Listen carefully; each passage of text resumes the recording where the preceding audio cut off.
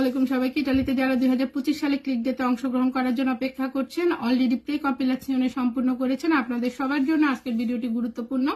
ইতালিতে বিশেষ করে যারা আমার নিয়মিত ফলোয়ার্স আছেন তাদের কাছে অনুরোধ থাকবে ভিডিওটি অবশ্যই শেয়ার করবেন। আপনার একটি শেয়ারে আপনার বাংলাদেশি ভাই বন্ধু অথবা আত্মীয় স্বজন ফ্রুটসির প্রতারণা হতে রক্ষা পেতে পারে।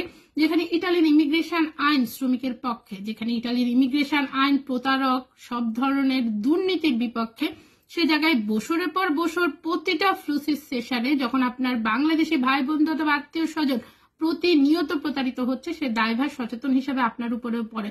সো অনুরোধ থাকবে ভিডিও অবশ্যই শেয়ার করবেন। আমরা যারা প্রি কম্পিলেশনে সম্পূর্ণ করেছি তাদের মনে একটা প্রশ্ন আসতে পারে, নতুন আইনের অফিসিয়াল গেজেট অনুযায়ী প্রি কম্পিলেশনে কেমন ছিল? সে নতুন আইনের অফিসিয়াল গেজেট কি তার প্রথম ধাপে বাজিমাত করতে সক্ষম হয়েছে? সেটার উত্তর হচ্ছে হ্যাঁ, এবং এই বিষয়ে সরকারিভাবে রিপোর্ট প্রকাশিত হয়েছে, পরিসংখ্যান উঠে এসেছে। গতানুগতিক ফ্লুসির নিয়মে আমরা যেটা দেখি, মোট কোটার তুলনায় প্রি কম্পিলেশনে বেশি হয়, প্রি কম্পিলেশনে হওয়ার পরে মোট কোটার তুলনায় কয়েক গুণ বেশি আবেদন হয়। এবার এই ধরনের কোনো ঘটনাই ঘটবে না, কেননা এবার প্রি কম্পিলেশনে সম্পূর্ণ করেছে 73% মানুষ, অর্থাৎ 73% প্রি কম্পিলেশনে হয়েছে মোট কোটার তুলনায়। একটু বুঝিয়ে বলছি, গত কয়েক বছর বা গতানুগতিক ফ্লুসির নিয়মে ধর মোট কোটাকে সামনে রেখে যদি একটা পার্সেন্টেজ করা হয়, সেটা প্রতি 100 জনে 110, 20, 30, 40, 50, ইভেন 200 পর্যন্ত করতো। সে জায়গায় এবার মাত্র 73 জন করেছে।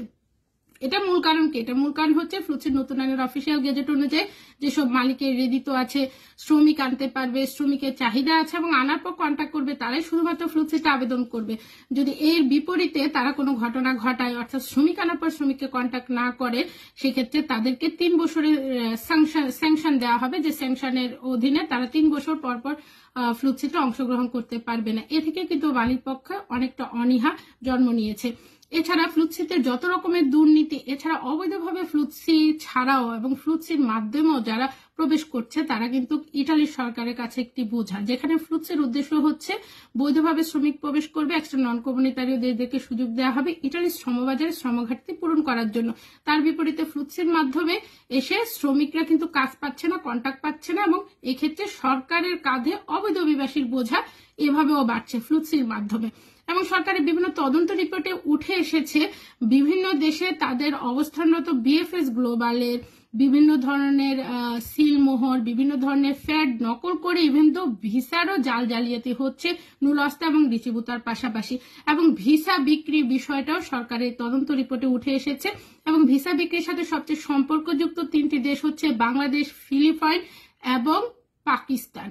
আমরা সবচেয়ে মজার বিষয় হচ্ছে ফ্লুসিতে যত রকম দুর্নীতি, সব জায়গায় কিন্তু আমরা বাংলাদেশের নামটা দেখি। আমরা যারা সচেতন না, আমাদের জ্ঞানের অভাব রয়েছে, তারা আসলে বারবারই প্রতারিত হচ্ছি। ইটালি বাংলাদেশের কমিউনিটির মধ্যে একটা বিষয়, আপনারা যারা সাধারণ শ্রমিক আছেন ফ্লুসির মাধ্যমে আসতে চান, আপনাদের ভিতরে আপনাদের মগজে ঢুকিয়ে দেওয়া হয়েছে যে রিচিবুতা এবং নুলস্তা মালিকের স্পিড আইডি দিয়ে চেক করা যায়, স্পিড আইডি ছাড়া চেক করা যাবে না। আমি বারবারই সুস্পষ্ট এবং সুদৃঢ়ভাবে একটা কথা বলতে চাই, যারা এই কথাগুলো বলে তারা কিন্তু জাল রিচিবুতা এবং জাল নুলস্তা প্রডিউসার। আপনার রিচিবুতা এবং নুলস্তা আপনি চেক করাতে পারেন, ইভেন দো আপনি যখন নুলস্তা পান, কেননা নুলস্তা জাল হলে একজন শ্রমিক সবচেয়ে বেশি ক্ষতিগ্রস্ত হয়। সেই নুলস্তা পাওয়ার পরে আপনার যদি ইটালিতে কেউ থাকে অথবা আত্মীয় থাকে, দুঃসম্পর্কের কেউ থাকে, তাকে যদি অনুরোধ করেন, সে কিন্তু ইটালির স্পোর্টাল ইমিগ্রেশনে গেলেই এই নুলস্তাটা দিলে তারাও চেক করিয়ে দেয়। সে জায়গায় আমরা সচেতন না, এবং আমরা যারা প্রতারিত হচ্ছি তারা কিন্তু বাংলাদেশি কমিউনিটির মাধ্যমে প্রতারিত হচ্ছি, আমাদেরকে বারবারই এই ধরনের সমস্যার মধ্যে ফেলছে। ফ্লুসিতে যদি বারবার বাংলাদেশে বিভিন্ন ধরনের দুর্নীতির ক্যাটাগরিতে বাংলাদেশের নামটা উঠে আসে, সেক্ষেত্রে কিন্তু ফ্লুসিতে বাংলাদেশ টিকে থাকা একটা বড় ধরনের চ্যালেঞ্জ হবে। অনেকে একটা বিষয় বলে যে ব্লগারদের কারণে আজকে এই অবস্থা। হ্যাঁ, সেসব ব্লগারদের কারণে এই অবস্থা যারা ব্লগিংকে ফ্লুসি ব্যবসা হিসাবে আপনাদের মাধ্যমে চালিয়ে গিয়েছে, এবং আপনারা ছিলেন ক্লায়েন্ট, তারা ছিল ব্যবসায়ী। সেই সুযোগটা আপনারা দেন বলে তারা পায়। যদি আপনারা সচেতন হতেন, তা আপনাদেরকে যে ব্লক করছে, যে ইটালি ইমিগ্রেশন সম্পর্কে জানাচ্ছে, সে কিভাবে সম্ভব যে আপনার জন্য 20টা, 50টা, 60টা আবেদন করে? সে কি একজন আপনার মালিক? একটা প্রতিষ্ঠানের মালিক না, সে হচ্ছে দালাল বা মধ্যস্থতাকারী। আচ্ছা, আমি মধ্যস্থতাকারী বললাম, তাই যে মধ্যস্থতাকারী 5টা বা 6টা বা বেশ হলে 1টা বা 2টা। ইটালিতে যেটা চেনচোপে লিম্পিওগো থেকে নক্স সার্টিফিকেট নেওয়া যায়, সেখানেও কিন্তু দুর্নীতি বিদ্যমান। অর্থাৎ চেনচোপে লিম্পিওগো ভালোভাবে ইনফর্ম করা হয় না। এছাড়া আপনারা যদি বিভিন্ন সিটোতে ঢুকেন ইটালি, তাহলে দেখবেন যে কাজের অফারটাতে ডেক্রেতো ফ্লুসি অধীনে কাজের অফারগুলো রয়েছে, যেটা কিন্তু আমরা অনেক বাংলাদেশিরাই জানি না। তো সচেতনতা হচ্ছে আপনাদের কাছে ভবিষ্যতে, অর্থাৎ 2025 সালে ক্লিক ডে আমি মনে করি খুব ভালোভাবে সম্পূর্ণ হবে। অ্যাটলিস্ট আপনারা যাতে জাল ডিচিবুতা বা নুলস্তা না পান সে বিষয়ে সম্মুখ সচেতন থাকবে।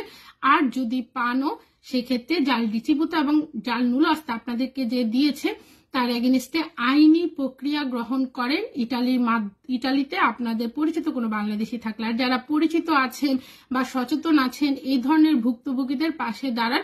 আপনাকে বেশি কিছুই করতে হবে না, শুধু ইটালি থেকে যোগাযোগ করা হয়েছে সে ফোন নাম্বার এবং জাল ডিচিবুতা এবং জাল নুলস্তার কপি যদি আপনি দেন পুলিশ প্রশাসনের কাছে, তারাই বের করবে যে এটার সাথে সম্পৃক্ত কারা। ইটালিতে থাকবেন, ইটালির সরকারের আইন অমান্য করবেন, সরকারের আইনকে বুড়ো আঙ্গুল দেখাবেন, নিজের পকেট ভরবেন, মানুষকে প্রতারিত করবেন, আর কত বলেন। এবার আপনারা থামতে হবে, কারণ এবার সরকারের নতুন আইনের অফিসিয়াল গেজেট প্রথম থেকে তার কার্যক্রম দেখানো শুরু করেছে। তো সবাই ভালো থাকবেন, সুস্থ থাকবেন। আল্লাহ হাফেজ, আসসালামু আলাইকুম।